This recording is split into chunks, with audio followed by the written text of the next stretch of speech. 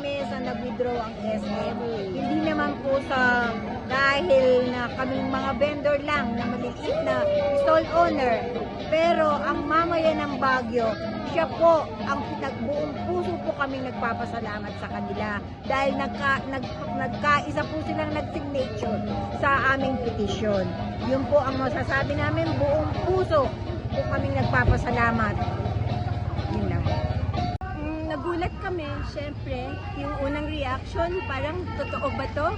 Pero masarap din namin yung tagumpay ng taong bayan dahil nagsama-sama lahat para ipaglaban ang palengke natin.